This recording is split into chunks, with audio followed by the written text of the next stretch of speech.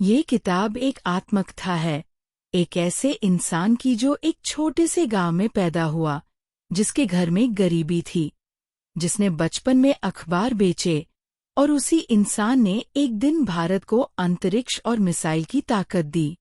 वो इंसान थे doctor APJ Abdul Kalam. Wings of fire सिर्फ एक इंसान की कहानी नहीं है, यह हर उस इंसान की कहानी है जो सपने देखता है लेकिन हालात देखकर डर जाता है। यह किताब उन सबको जवाब देती है। अब्दुल कलाम का जन्म 1931 में तमिलनाडु के रामेश्वरम नाम के एक छोटे से कस्बे में हुआ। उनके पिता एक नाविक थे, ज्यादा पढ़े लिखे नहीं थे, लेकिन उनकी सोच बहुत बड़ी थी।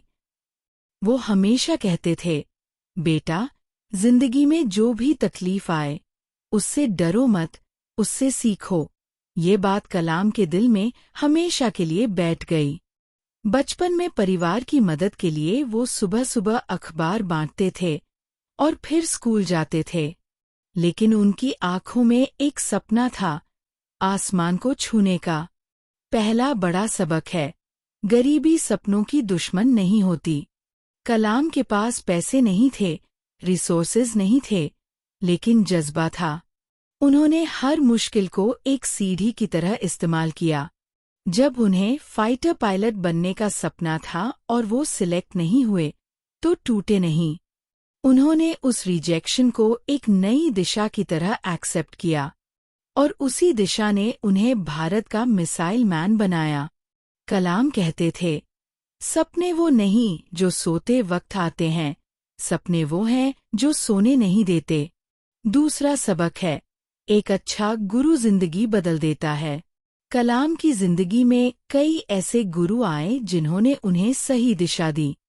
उनके स्कूल टीचर ने उन्हें पहली बार बताया कि पक्षी कैसे उड़ते हैं, और उसी दिन कलाम के मन में एविएशन का सपना जन्मा। इसरो के प्रमुख विक्रम साराभाई ने उन्हें वो मौका दिया जिसने उनकी पूरी जिंदगी बदल दी। कलाम हमेशा कहते थे कि एक अच्छे गुरु का असर पूरी जिंदगी रहता है, इसलिए जो भी आपको सिखाए, उनका सम्मान करो और उनकी बात को दिल से लो। तीसरा सबक है, टीम वर्क और डेडिकेशन से असंभव भी संभव होता है।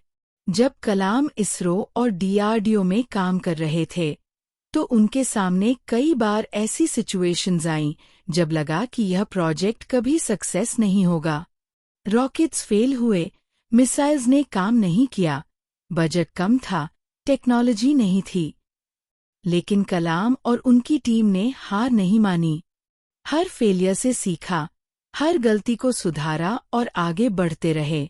SLV-3 रॉकेट जब सक्सेसफुली लॉन्च हुआ, तो पूरे देश ने जाना कि भारत अब स्पेस में भी अपनी ताकत रखता है। चौथा सबक है, फेलियर सफलता का हिस्सा है, उसका अंत नहीं। कलाम की जिंदगी में फेलियर्स की कमी नहीं थी। पहला रॉकेट लॉन्च फेल हुआ, पूरी टीम टूट गई, लेकिन कलाम ने अपनी टीम को इकट्ठा किया और कहा, हम फिर कोशिश करेंगे। उन्होंने फेलियर को कभी पर्सनल नहीं लिया। वो कहते थे, फेलियर एक कॉमा है, फुल स्टॉप नहीं। हर बार जब वो गिरे और तेजी से उठे, और यही एटीट्यूड उन्हें बाकी सबसे अलग बनाता था। पांचवा सबक है, अपने काम से प्यार करो। कलाम जब रॉकेट्स और मिसाइल्स पर काम करते थे, तो उनके लिए ये सिर्फ एक नौकरी नहीं थी। ये उनका जुनून था, उनका इबादत था। वो रात रात भर काम करते थे, न थकान की शिकायत, न पैसे की मांग। बस एक ही लगन थी, भारत को मजबूत बनाना। कलाम कहते थे, जब आप अपने काम से प्यार करते हो तो आपको कभी एक दिन भी काम नहीं करना पड़ता, क्योंकि वो काम नहीं, पैशन होता है।